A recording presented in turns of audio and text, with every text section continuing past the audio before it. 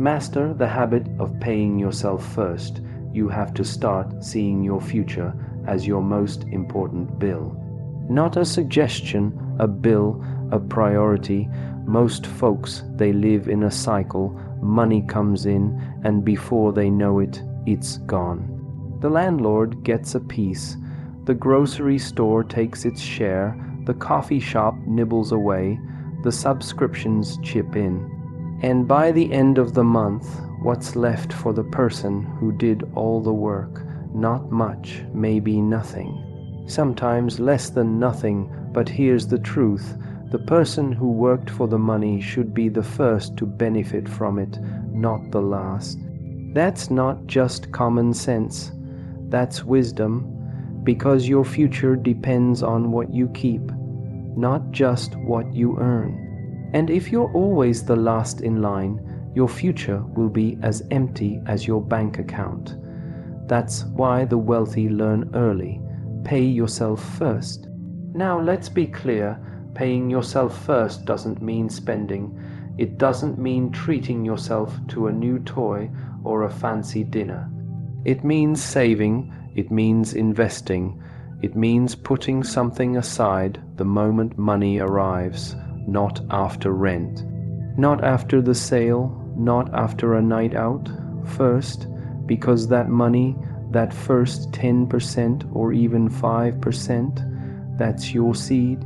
That's the foundation of your freedom. It's your chance to build something that works even when you don't.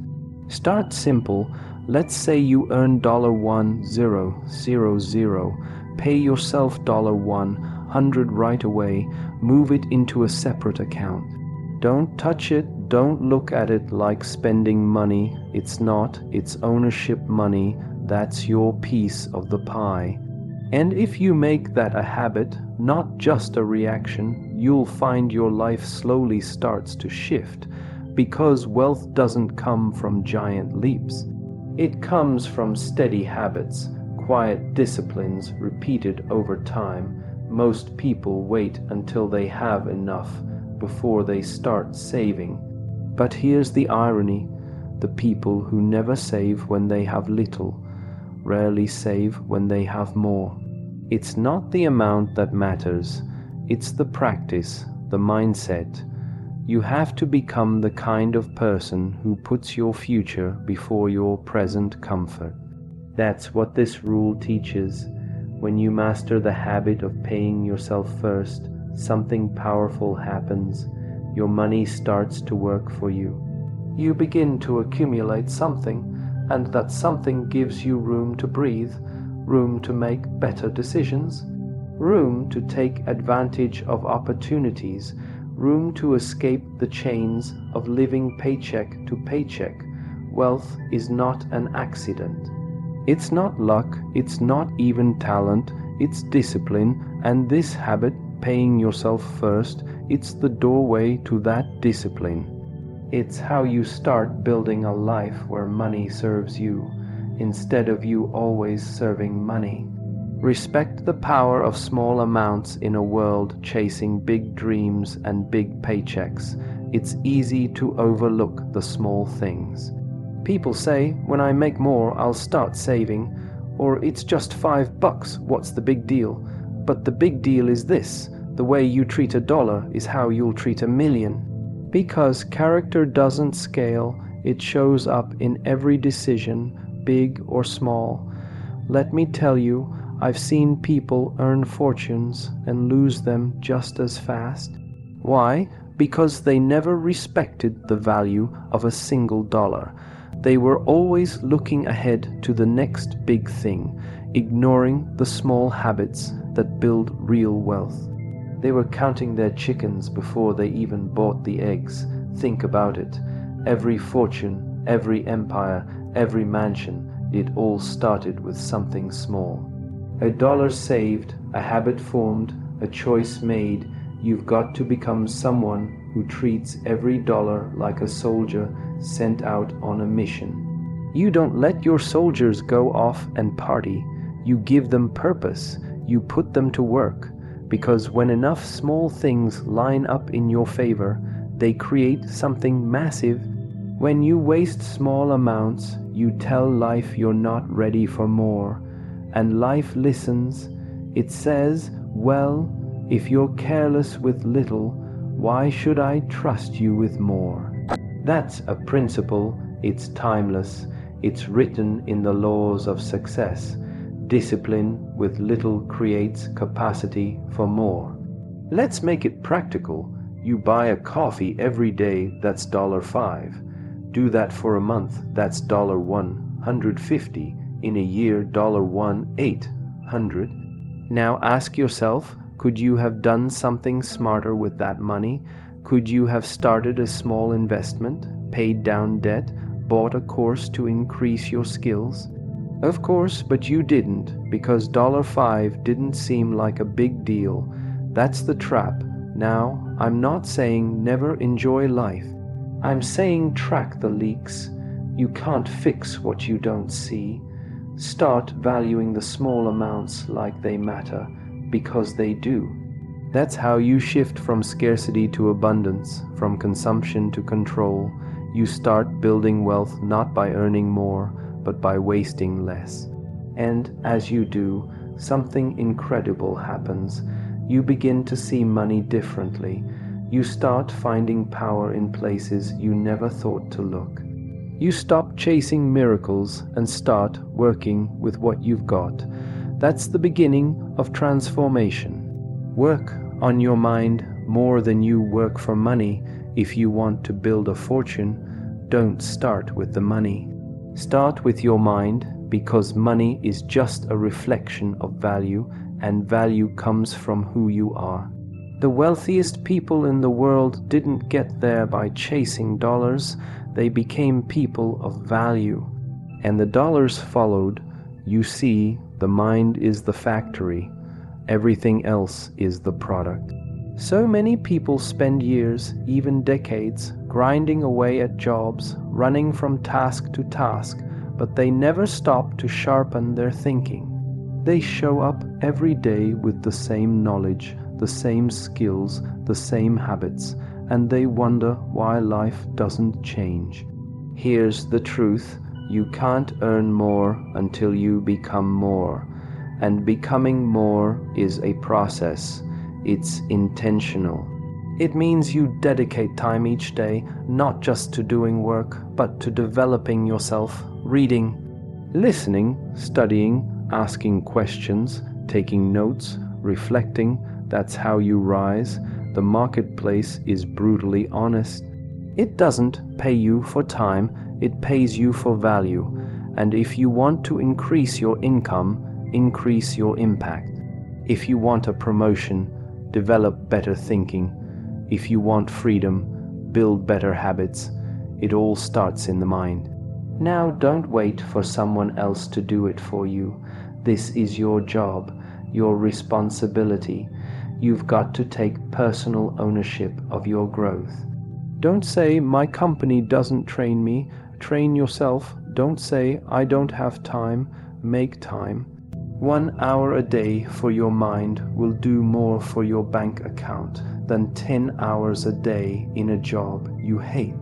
The real riches, the lasting ones, come from becoming a person of wisdom, clarity, courage, and conviction. Those are traits you build, you earn them, and once you have them, no one can take them away. That's the kind of wealth that pays for a lifetime. Multiply, don't just earn. Use the power of leverage. There's only so much time in a day. Only so many hours you can work. Only so much energy you can give. If your whole income depends on your effort, then your growth is capped. There's a ceiling, but when you learn to multiply, to use leverage, that ceiling shatters. Leverage is about getting more done without doing more. It's about creating systems that generate income while you sleep, work, or travel. It's about putting your money, your ideas, your time to work in ways that produce beyond what you alone could do.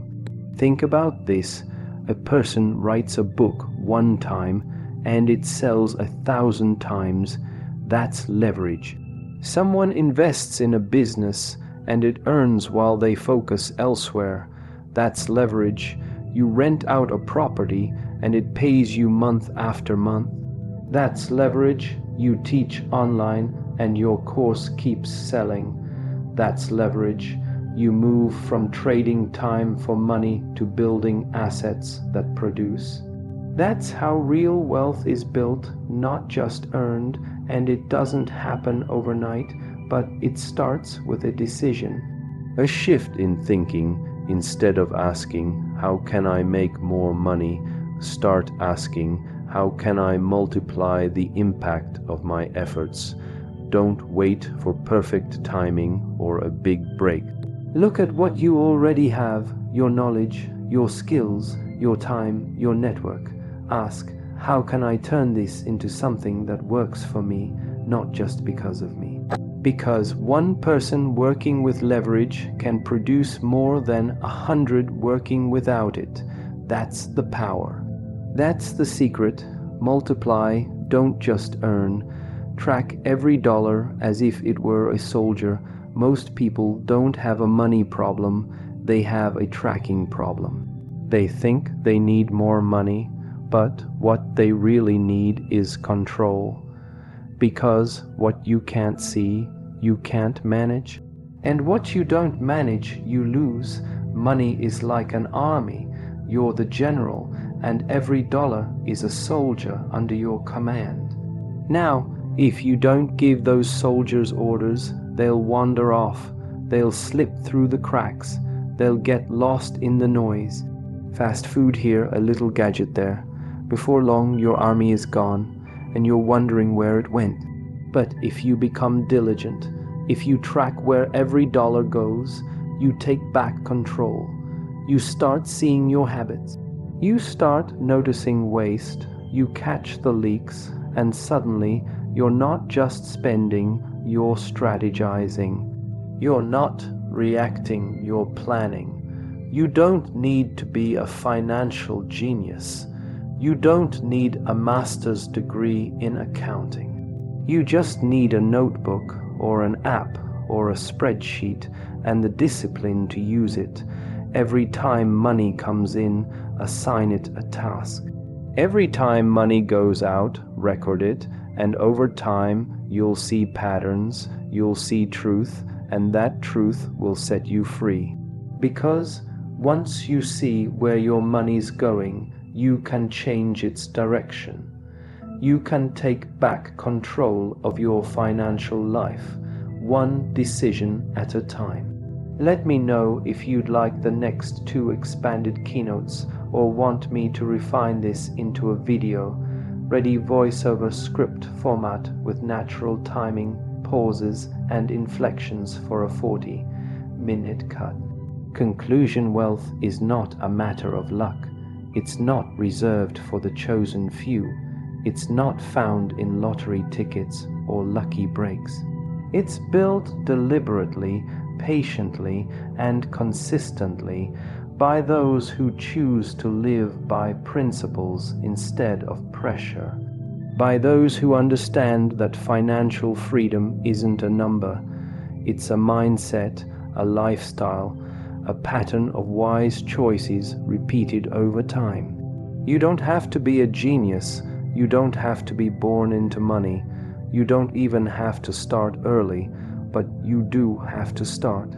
Because the moment you begin to pay yourself first, you declare that your future matters. The moment you respect small amounts, you prove to life that you're ready for more. When you work harder on your mind than you do on your job, you become a person of value, and value always attracts opportunity. When you leverage your efforts, you break the time for money trap and build something that multiplies.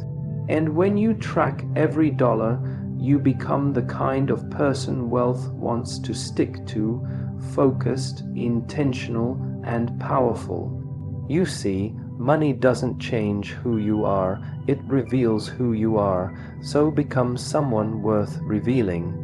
Become someone who can handle more, someone who can be trusted with more, not because you got lucky, but because you got serious. Start today, start with what you have, start where you are. The habits you build now will write the story of your future. Because money is not the goal, freedom is. And freedom is built by design, not by default.